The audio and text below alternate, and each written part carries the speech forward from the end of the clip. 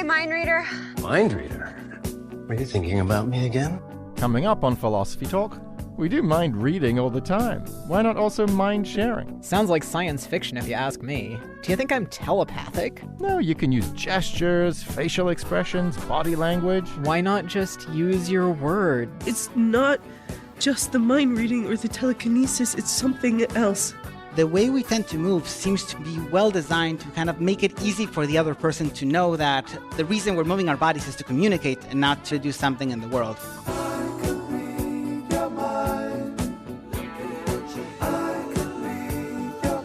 Do you exaggerate your gestures when other people are around? These spontaneous gestures seem to be helpful for production and for comprehension. Our guest is Yale psychologist Julian Jara-Ettinger. It helps other people understand you.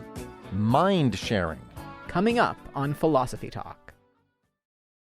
Hey, philosopher. Just taking a quick moment to thank you so much for listening. And for thinking. And to ask you if you might consider making an end-of-year gift to support the program. It's been a challenging year. Federal support for public radio was rescinded, our NEH grant was abruptly terminated, and Stanford has slashed budgets across the university. But we also relaunched our website, completed our Wise Women series, and continued to question everything. Except your intelligence. So please head on over to that redesigned website, philosophytalk.org, and click the Support Us button at the top of the page. If you give $500 or more, we'll thank you by name in the credits. Or give the gift of thought to another thinker in your life with a premium subscription to our library of more than 600 episodes. And now, on with the show.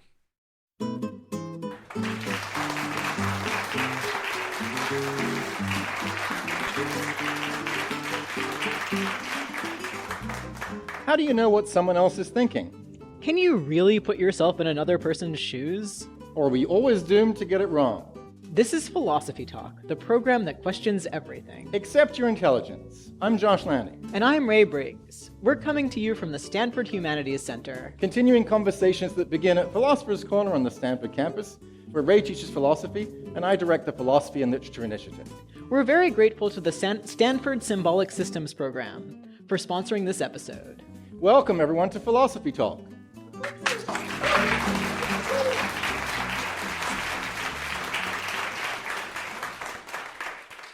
Today, we're thinking about mind sharing. Yeah, Ray, I love this topic so much. Human beings are constantly sharing their minds with each other. I mean, I'm doing it right now just by talking to you.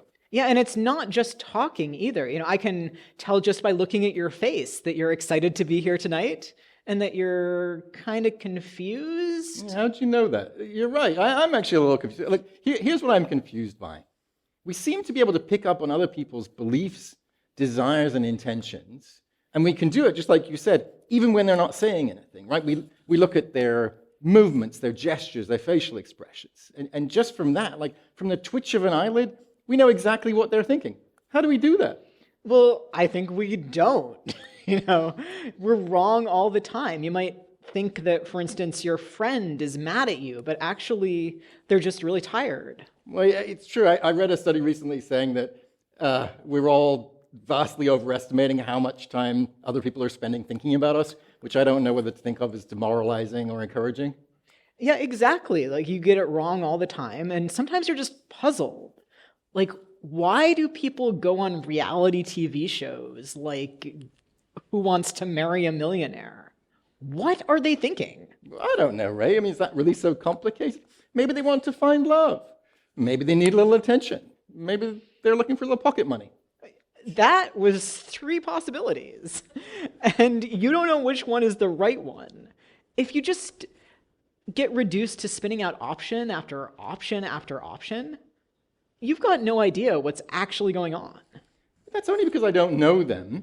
But look, if a bunch of my friends went on reality TV, God forbid, I feel like I'd have a pretty decent idea of their reasons. Like, each of them might have a different motivation for going on that show. But whatever it is, I'm 99% confident I could figure it out. Yeah, really? Even without them telling you? Yeah. I mean, I know my friends. I know what they care about. I know what gets them out of bed in the morning. But you don't. You know what they say. You know what they do. But you've never been inside their heads. So how can you possibly know what they're thinking? By putting myself in their shoes. So, you know, whenever one of my friends does something, I imagine what it would feel like if I were doing it, and that clues me into what they must be thinking. No. That's you imagining what you would feel like, not what they would feel like. And people are different. Just because you would feel a certain way, why does that mean your friends would feel the same? I don't know. I mean, I feel like I can use what I know about human nature. I mean, each one of us has some kind of main goal in life, right? And we're very likely to be spending a lot of our time and energy pursuing that goal. So if one of my friends is constantly hustling for money and playing the stock market and all that kind of stuff, and then that person goes on Big Brother, I feel like I can be very confident it's all about the Benjamins. Well, that was some excellent theorizing from a literature professor who's got big ideas about human nature. But what are the rest of us schmoes supposed to do when we want to know what other people are thinking? That sounds like a you problem, Ray. But seriously, I think our guest today is going to help us figure all of this out. It's Yale psychologist Julian Jara-Ettinger. He's an expert on social cognition. But first, are twins better than the rest of us at knowing what's going on inside another's mind? We sent our roving philosophical reporter, Holly J. McDeed, to find out. She files this report. The year is 1976. In the small farming town of Twinsburg, Ohio, about halfway between Akron and Cleveland, the twins are gathering for the first ever Twins Day. My sister and I were both in the parade. Andy Miller, who has a twin sister, is now the executive director of Twinsburg's annual Twin Festival. When the country's bicentennial was approaching, the town's residents were thinking of new ways to celebrate. Twinsburg was founded in 1818 by identical twins, Moses and Aaron Wilcox, who died just hours apart. Since the founding fathers of Twinsburg were twins, they decided, well, let's celebrate that way. It was one day up at the town square. They had originally 36 sets of twins in attendance. You know, they had a bike parade. You could decorate your bike from bicentennial. And the tradition continued year after year. In the 80s, Andy and his sister were even the grand marshals. I think going through the list of local twins, I think we were kind of next on the list. Andy says at the heart of Twins Day is pride. Twins can feel like oddballs. They are rare, about 3.3% of all live births. And a lot of popular culture paints an otherworldly image of twins. This is the only place where they can go where they feel normal. They don't necessarily feel gawked at. They actually are proud. Writers and filmmakers have long been fascinated by twins, like in Edgar Allan Poe's The Fall of the House of Usher. Roderick and Madeline are biological twins, and when one twin gets sick, so does the other. Thy soul shall find itself alone, mid dark thoughts of the gray tombstone. Not one, but all the crowd, to pry into thine hour of secrecy. There's this really dark, pathological image where twins get presented as being like unwell, often violent, sometimes murderous psychopaths. Helena DeBress, a twin herself, is the author of How to Be Multiple, The Philosophy of Twins. I don't think that twins are the same person, but I think they can kind of act as a single person, or they can kind of function as a single self in certain ways. Either twins are monsters or represent the perfect human relationship, mirror images of each other. And you and I are like sisters. Sisters. Hallie, we're like twins. But on the other hand, twins shouldn't be too close or for too long into adulthood. Society wants us to be self-sufficient and have good control of our boundaries. Twins mess up that whole idea. Twins put pressure on a very narrow understanding of what it means to be a person, particularly in Western culture. And that's a good thing. Soon, thousands of twins will once again gather at Twinsburg, Ohio, to join in on the parade, head to the beer tent, and reflect on what it means to be multiples. Why, what peculiar little figures. Tweedledee and Tweedledum. If you think we're waxworks, you ought to pay, you know. Contrary to us, if you think we're alive, you ought to speak to us. Twins Day is just another chance for people to celebrate one of the many ways of being different, and, similar-wise, being human. That's logic. For Philosophy Talk, I'm Holly J. McDeed. Thanks for that great report, Holly. find those twin studies infinitely fascinating. I'm Josh Landy. With me is my Stanford colleague, Ray Briggs, and we're with a live audience at the Stanford Humanities Center for a program generously sponsored by the Symbolic Systems program. Our guest today is a professor of psychology at Yale University, where he runs the Computational Social Cognition Lab. Please welcome to the Philosophy Talk stage, Julian Jara-Ettinger.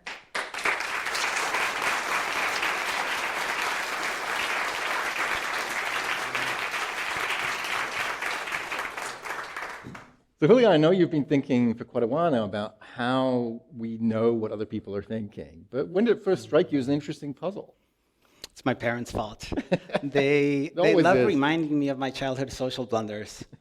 So one they love talking about is when I was about 5 years old, growing up in a semi-rural part of Mexico. I was out playing, and I found this piglet on a twine leash tied to a pole. So I untied it, and I brought it home, and proudly declared that I had found a feral pig that was now my pet. And my parents were, of course, concerned, trying to explain that that was not a feral pig, and it was not mine, and I had to give it back. And I was just baffled by how they couldn't understand what had happened and how I had now my new pet. And they were so ungrateful to you. I wasn't allowed to keep the pig. Oh. So, Julian, I think this illustrates the point that Josh and I were arguing about, about whether people actually know what each other are thinking. So Josh seems to think that they do, and I'm pretty skeptical. So who's right? I think you're both right in different ways.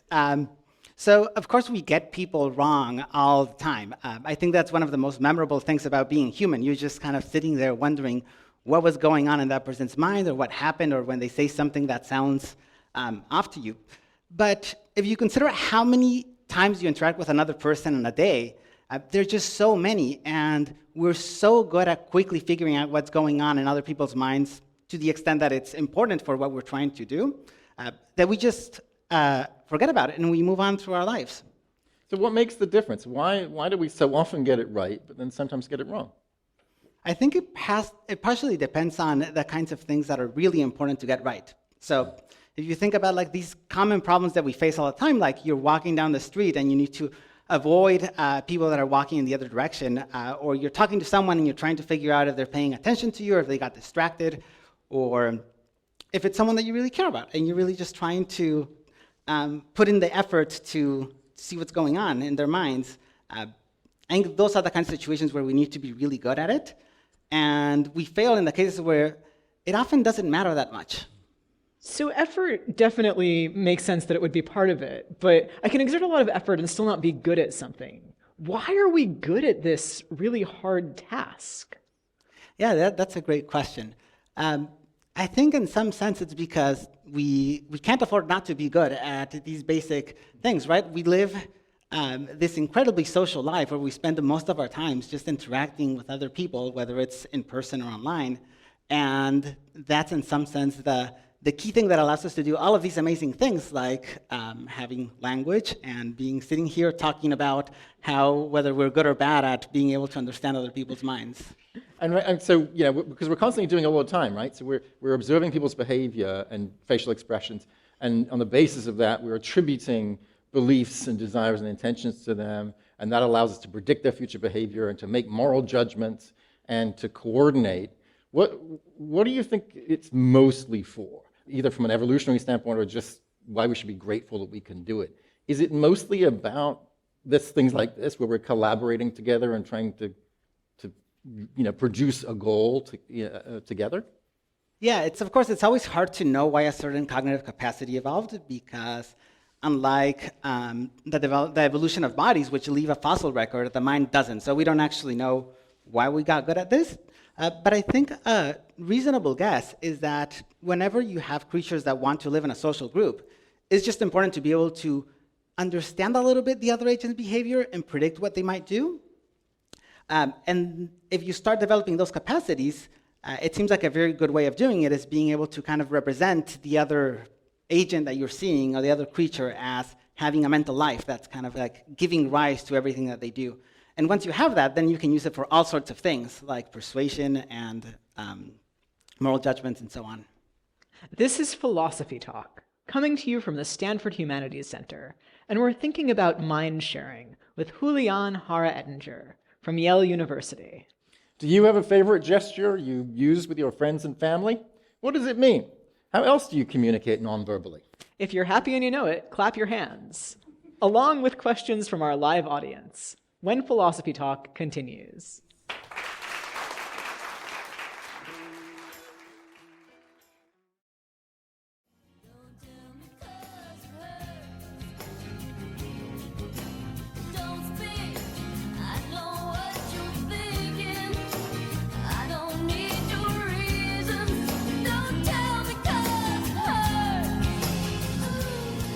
If I don't speak, can I still show you that it hurts? I'm Josh Landy, and this is Philosophy Talk, the program that questions everything. Except your intelligence.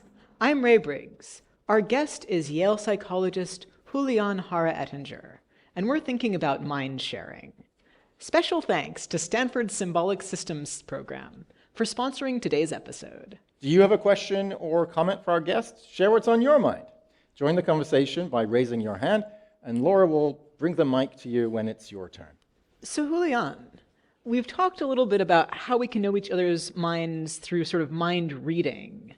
You also think about something called mind sharing. What is that? How is it different from mind reading?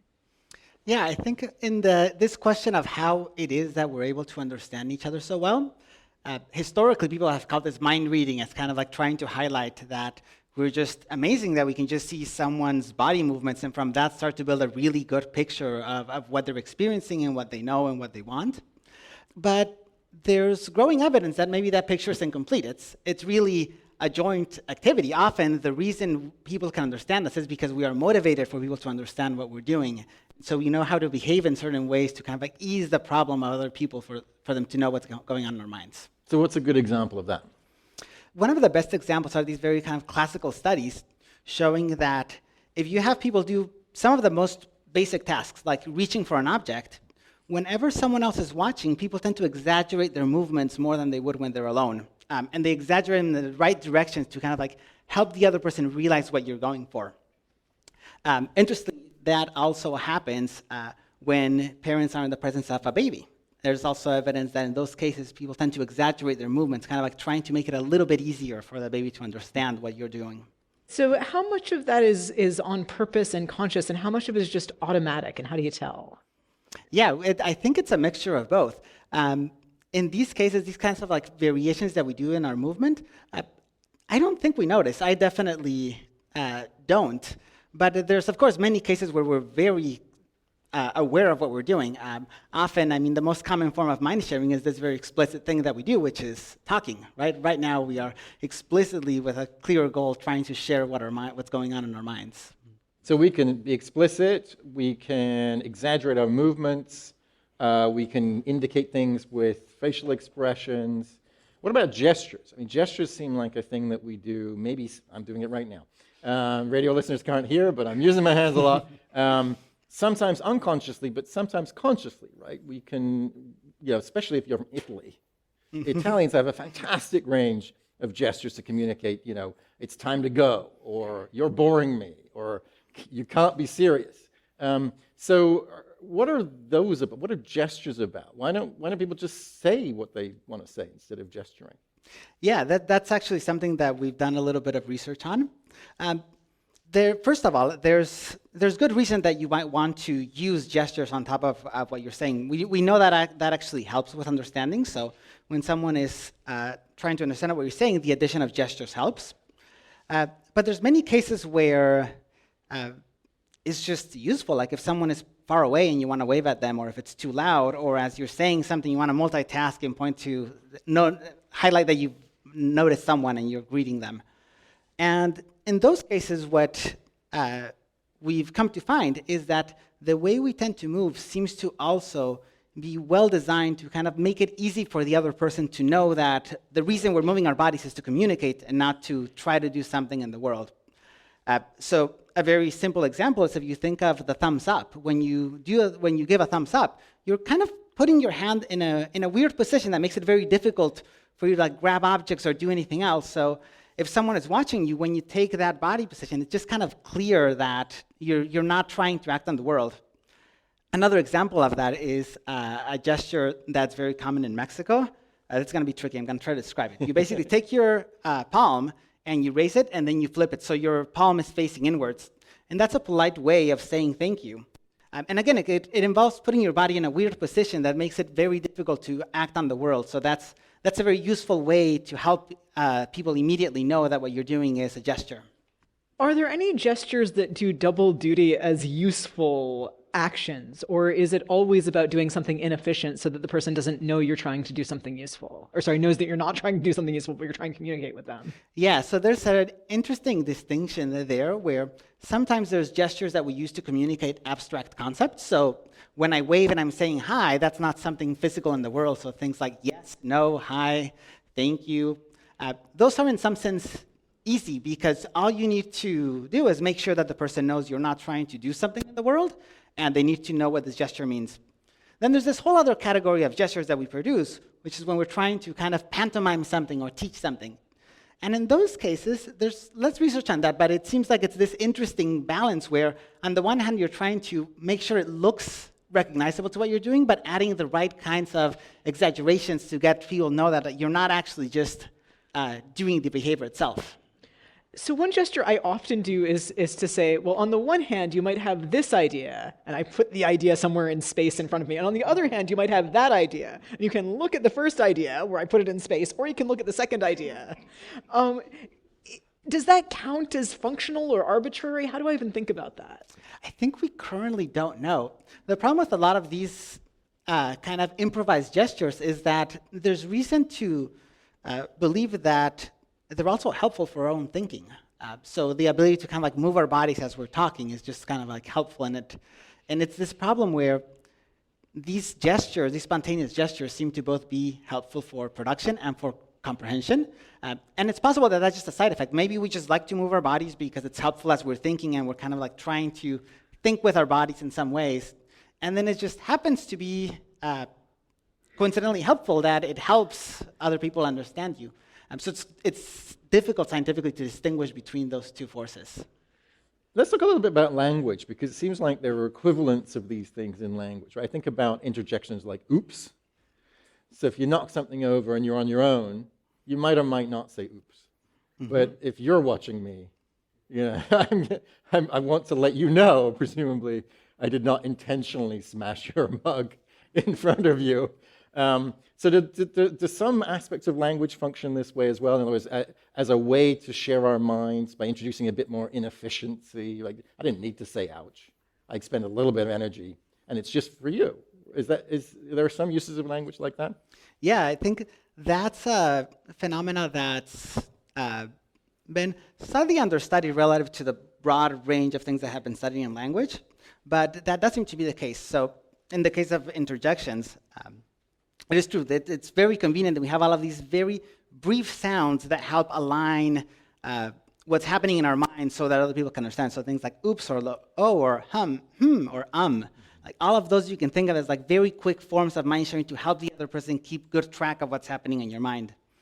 But also what we found is that people will often, when they're talking, they will add in efficiencies that they think will help the other person figure out what you're talking about faster than you would otherwise. So for instance, if we are in a room like this one that has a lot of objects, even if there's just one mug here, if I called it the mug, I might put a lot of work on the listener to find what I'm talking about. But if I say something like the white mug on the coffee table, that's technically being a little bit inefficient. I didn't need to say all of that because there's just one mug, but it's being very helpful at getting you to know what I'm talking about. You're listening to Philosophy Talk. We're thinking about mind sharing with Yale psychologist Julian Jara-Ettinger, along with a live audience here at the Stanford Humanities Center. And we've got a question from that audience. Yes, Larry from Oakland. What about interspecies mind reading? My dog is looking up at a shelf, wants the stuffed toy to tear it to pieces, and looking at me, looking at the toy, looking at me again. I know what's going on in his mind. He knows what's going on in my mind. So, I love that question. So in the case of dogs, that's kind of a relatively new topic in cognitive science that they sometimes call dognition. And most people that have owned pets have this experience of feeling that, of course, they understand us. What we don't know yet is if dogs and other pets are really good at actually learning how to communicate with us and try to mind share in some ways, or if it's us that we are just so good at thinking about things as if they have kind of like very complex mental states that are kind of like trying to do these really interesting things, and we just kind of like overread what's happening. But again, having pets myself, I think once you have one, you just become convinced that they truly understand you and they communicate in all sorts of ways. So let's take another question from the audience. Yes, my name is David. I'm from Menlo Park, and my question has to do with gestures. In your research, have you found that there are universal gestures or groups of gestures that have been exhibited by all humans, and over what periods of time, going back to our ancestral gestures? Yeah, that's something that we've been curious about. In terms of universality of gestures, it's a little bit of a tricky time to study it because now that you have the internet, they appear everywhere. In fact, when we were collecting this gesture database to figure out what common signatures they have, you can have a gesture and you ask people, where is it from? And people from 10 different countries will all tell you that it's from their country. So it's a little bit hard to tell. What we do know is we've tried to do a little bit of work tracing back and figuring out like what are the oldest gestures we can find. And so we have some records, the records available from gestures in ancient Rome and Greece, and we know that those also seem to have the same kind of signatures of consisting of body positions that make it kind of like very obvious that you're not trying to act on the world. What we've also done is we've also put people in experiments where they're forced to suddenly just come up with a new gesture to see what they do. And what we find is in those cases, people will spontaneously also try to do something that very quickly reveals that you're not acting on the world. So that gives us reason to believe that it's not a very slow process of cultural evolution. It seems that individual people are able to immediately consider that someone needs to understand what you're doing and try to like produce the right body movements that will make that clear. But that raises the question, if these movements are designed to be essentially arbitrary, they can't be movements that are trying to achieve something in the world, then different cultures are going to evolve different kinds of gestures. And that seems like it would be a block to mind reading across cultures. How is someone from Italy going to share their mind with someone from the United States, for example, if we have such different systems of gestures? So I think there's two different questions there. One of them is different cultures have different sets of things that they try to accomplish, and that shapes their behavior. I think in that it's actually more important the time.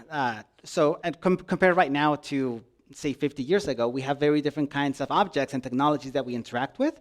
So we don't know this yet, but I suspect that that might end up shaping the kinds of gestures that we produce, because now you can imagine with things like the Apple Vision Pro VRs, there's a lot of movements that now suddenly people are going to be producing in the air. And that means that now there's this whole space of body movements that used to be good for producing gestures that is going to become unavailable. So we're going to need to move them and use them in different ways. So this actually reminds me of just the experience of walking down the street and hearing somebody talking and thinking they're talking to me and discovering that they're talking on their phone. So if we can figure out how to navigate that, I'm sure we can figure out how to navigate gestures of people using VR headsets. But we got another question from the audience. Hi, I'm Henry from Houston, Texas. I'm actually a twin of 19 years, and I have still not been invited to Twinsburg, but maybe next year. So my question was, do you think that the young children who, maybe ages 4, 5, 6, who spent almost 2 years of school on Zoom have a less developed ability to kind of do this mind reading, because they didn't get to really learn it, in the flesh? Yeah, I think that's one of the new frontiers in cognitive science. The pandemic has created a whole generation, basically all of us missed some kind of period of our lives at different stages, and I think we don't know yet how that has impacted us. What we do know is that the basic building blocks that we have to be able to understand other people's body movements, including their gestures, seem to be at work surprisingly early. Basically, kind of like as early as we can do experiments with infants, they seem to already have some understanding of these notions that agents generally move efficiently and that like deviations of efficiency are meaningful in some way. So it's very possible that this lack of experiences might cause some differences, but I think it's unlikely that it would cause a kind of like significant problem that's irreversible. Brings me to a related question about virtual communication, right? We spend a lot of our lives on Zoom, and some of us are still spending quite a lot of our lives on Zoom. When we don't have our full embodiment to draw on, do we do more with our voice? Do we do more with our facial expressions, maybe with our hands or something like that? Do we compensate in some way? That's a great question. I don't know of any research on this, but we do know that we do that not in this new generation of a lot of Zoom, but when email started, we found ways to start modifying how we talk to kind of like convey additional sentiments that are not just captured by plain text. So you're thinking about emoticons and emojis? That's right, and exclamation signs and uppercase sentences. And it all worked so well. I mean, we're confused about each other anyway, but we've got another question from our audience. Hi, I'm Kaumudi from Palo Alto, and I have a question regarding group dynamics and gestures. Have you ever done any studies or come across, the situation where a group of strangers is placed together and not allowed to verbally communicate, and studied how they organize themselves into a coherent group that can function? I haven't done any research on that, but that reminds me, this is not exactly a question about gesture itself, but we know that there's been these kind of like natural, you can call them natural experiments, where if you put children that can't speak, so they have to gesture, they can very quickly come up with a full-blown language of comparable complexity to any of these languages that have existed for a long time. So this is the case of the Nicaraguan Sign Language, where they took a lot of children that were deaf in Nicaragua, and when they were put together in school, within a few years, suddenly there was a full-blown language. Yeah, so I think this kind of raises a puzzle for me about how these arbitrary symbols sort of get going. So if you're making an arbitrary sign, then maybe I know that you're not reaching for something. You're trying to communicate something. How do I figure out what it is that you're trying to communicate? Yeah, I think that's where you can think of it, there's these reinforcing powers, right? So on the one hand, even if you don't recognize the meaning of a gesture, we're really good at knowing when something is a gesture. If people that have the opportunity to travel abroad sometimes notice that you might see some kind of body movements, and even if you don't know what it means, you can get the sense of saying like, oh, what I just saw is some kind of gesture. In that case, once you know that, you can kind of use your mind-reading abilities and figure out, well, what are the possible things that someone might want to communicate here? How are people responding to that? Or you can just ask them. And then once you have that, then you've basically added one more gesture to your repertoire. You're listening to Philosophy Talk. Today we're thinking about mind sharing with Julian Jara-Ettinger from Yale University. Do you ever wonder what your loved ones are thinking? Could science help you improve your communication? How can we get better at understanding one another? We're coming to you from the Stanford Humanities Center for a program generously sponsored by the Symbolic Systems Program. We'll take more questions from our live audience when Philosophy Talk continues.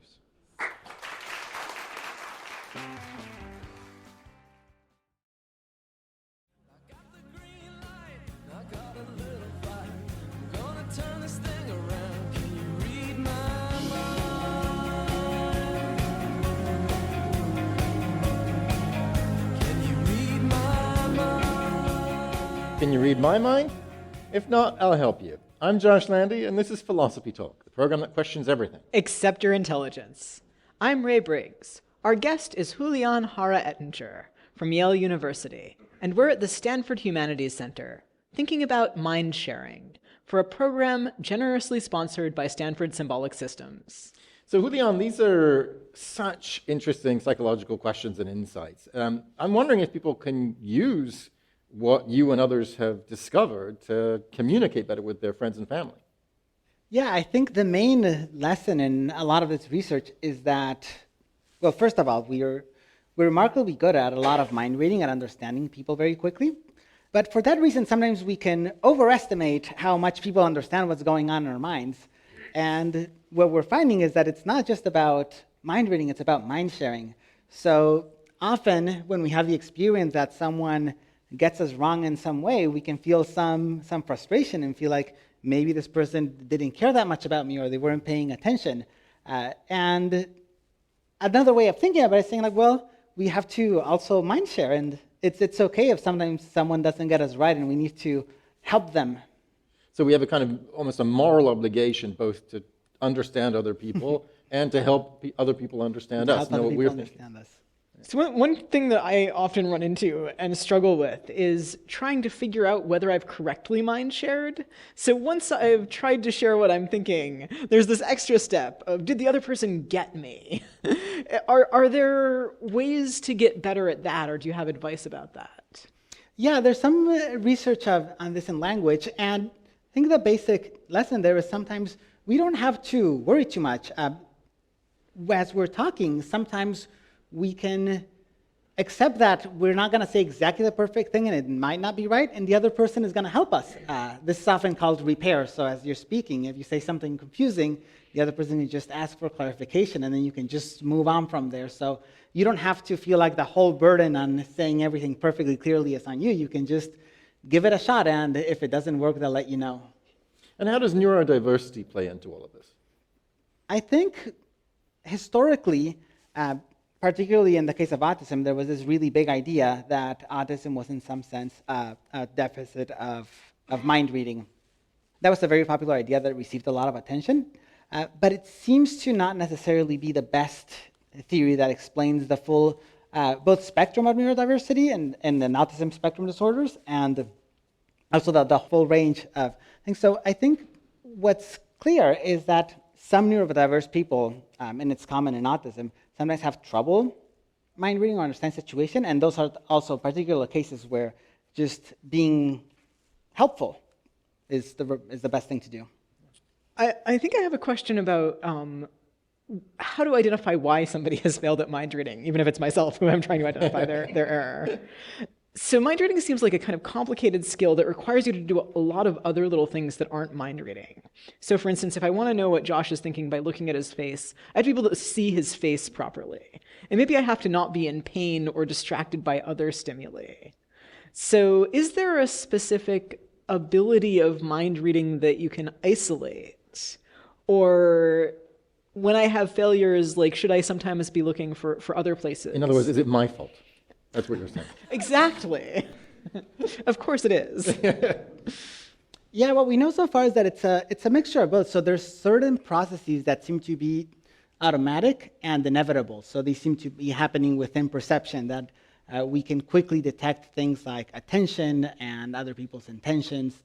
And then there's the heavier, the harder layer, which is you can quickly tell that someone might be looking at something or might have paused to think. And then you have the challenge of, well, what are they thinking about or what's happening? And that's where you really need to bring the whole context to bear. And I think those are the cases where if you don't have a good sense of what's actually happening, that's the experience of feeling like there's something going on in the other person's mind and I have no idea what it is. It's so interesting. I mean, this whole question about success and failure and also about variation is really interesting, right? It seems like some people are probably just better at this than other people. Some people are very good at mind reading. Doesn't necessarily make them good people, right? Presumably con men are very good at mind reading. And presumably some people are very good at mind sharing. I wonder if actors might be particularly good at mind sharing. I wonder if poets, to ride my hobby horse, could it be the case that at least some painters, movie makers, poets, and so on, they're kind of blessed, either a gift that they were just given, or they've somehow worked their way to being really great at mind sharing, at getting across subtle and complicated emotions? Yeah, I think that's the case. There's probably all cognitive processes, there's variability across people.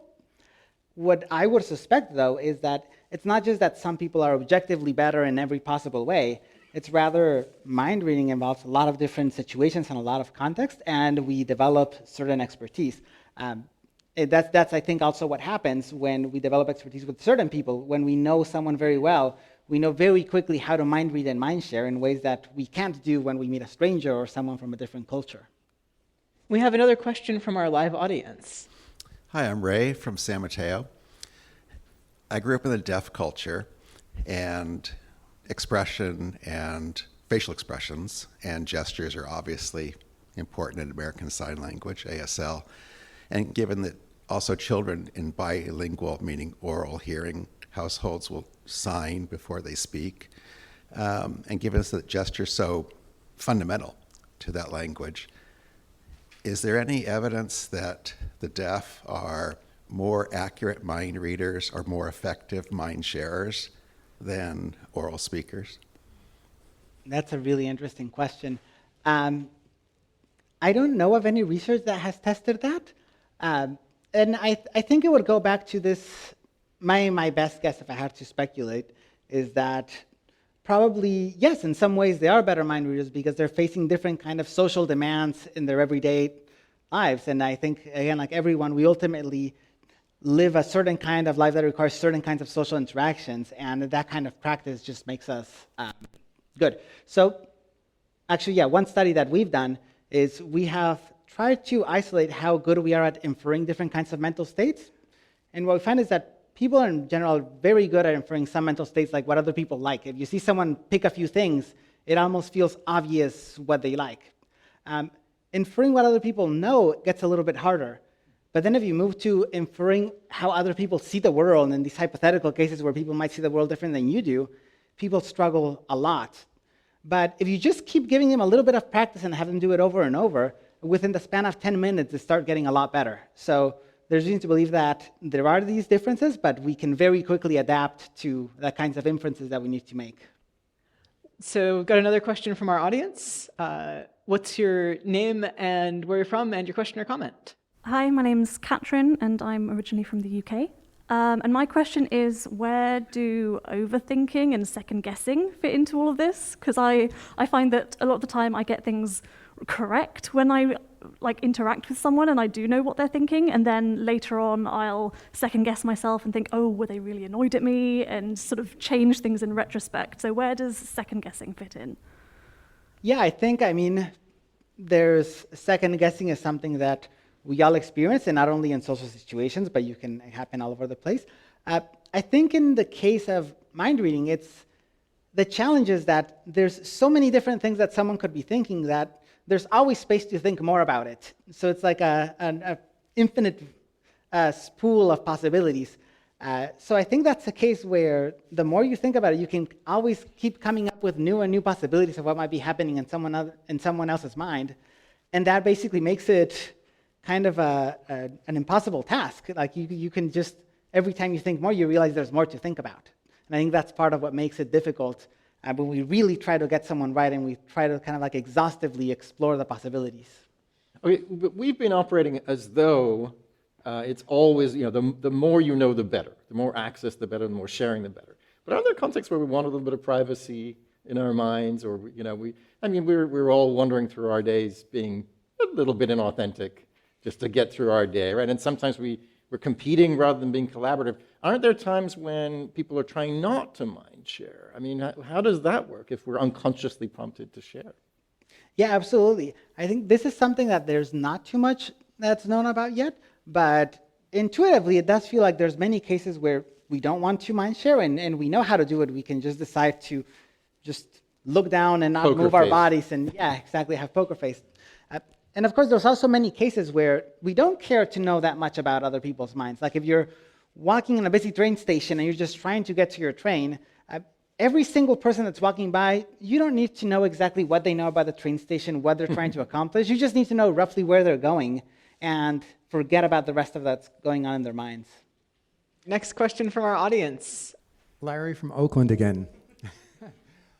Driving down here, it was pouring, and I really had to pay attention to driving. So what about mind sharing when you can't even see another person? They're in a car, and you have to pay attention to what's going on around you. It's a very intricate ballet almost. You have to pay attention and, is this person going to cut me off? Miscommunication? road rage. So how does all of this apply to those times where you can't even see someone and you're in a vehicle speeding along way over the speed limit and it's pouring out and you need to pick up the cues from everybody around you? Yeah, that's a great example that really shows how much we rely on the rich body movements and sounds that people make, because when you reduce them to a car that's moving around, we have the experience of just wondering what is going on in that person's mind. And in fact, what we have to do is add these kind of additional technologies to mindshare, right? If you think of blinkers, those are essentially a way of kind of like broadcasting our intentions to other drivers. Julian, this conversation is giving a whole new meaning to thank you for sharing. We appreciate you joining us tonight so much. Thank you. Thank you.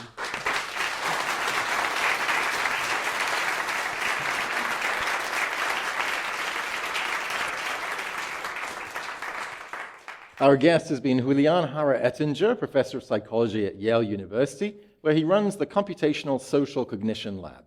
We'll put links to everything we've mentioned today on our website, philosophytalk.org, where you can also become a subscriber and mind read our library of nearly 600 episodes. And if you have a question that wasn't addressed in today's show, we'd love to hear from you. Email us at comments@philosophytalk.org, and we may feature your question on our blog.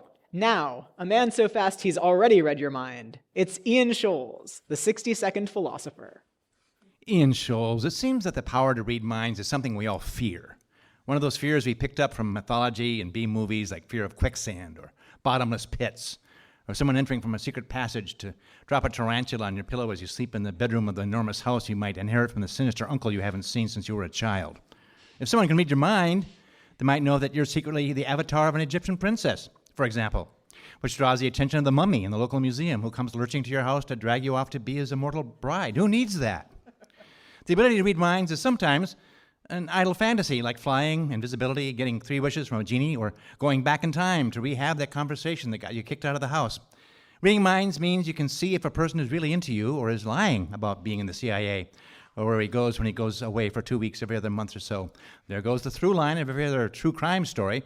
Discovery Channel reenactors would be out of work. Lie detector sales would plummet. All the psychics at the carnival would pick up their tarot decks and make their sad way home. Also, reading minds means your thoughts are open. You can be blackmailed or embarrassed. One of the offshoots of mind reading, and another great fear in the wake of the Cold War, is brainwashing, where your thoughts are no longer your own, and you wind up assassinating your mother at a political convention. Who needs that? Or hypnotism, where you can be induced to do things like clucking like a chicken at a party about which you will have no memory, but which, if repressed, can later be accessed through hypnotism. Ironic.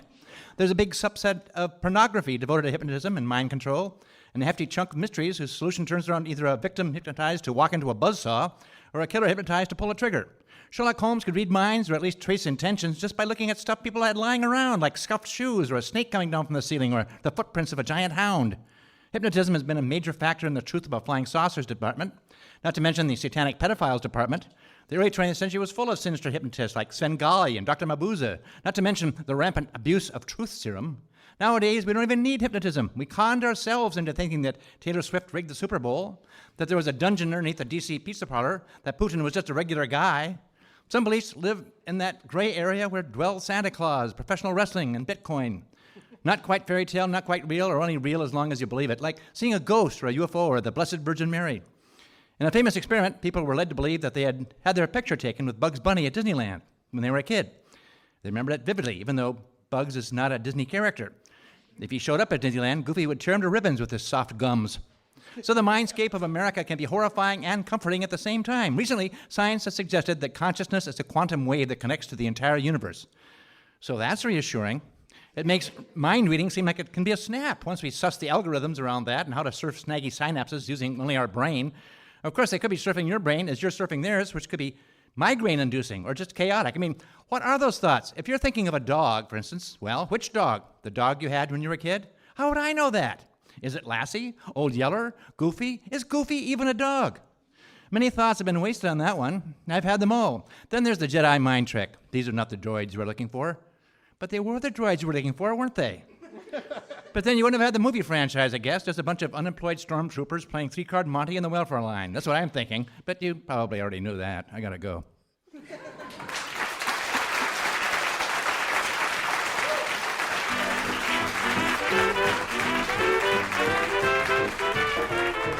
Philosophy Talk is a presentation of KALW Local Public Radio San Francisco and the trustees of Leland Stanford Junior University. Copyright 2024. Our executive producer is Ben Trefny. Senior producer is Devin Strolovich. Laura McGuire is our director of research. Dan Brandon is the technical director. Special thanks to Merle Kessler, Rebecca Barron, Karen Ajluni, Linda Fagan, and Pedro Jimenez. Thanks also to Michael Frank, Todd Davies, and the Stanford Symbolic Systems program, which has generously sponsored today's episode. And thanks to Patricia Terrasas and the staff here at the Stanford Humanities Center. Support for Philosophy Talk comes from various groups at Stanford University, from subscribers to our online community of thinkers, and from the members of KALW San Francisco Bay Area, where our program originates. The views expressed or misexpressed on this program do not necessarily represent the opinions of Stanford University or our other funders. Not even when they're true and reasonable. The conversation continues on our website, philosophytalk.org, where you can become a subscriber and question everything in our library of nearly 600 episodes. I'm Josh Landy. And I'm Ray Briggs. Thanks for listening. And thanks for thinking.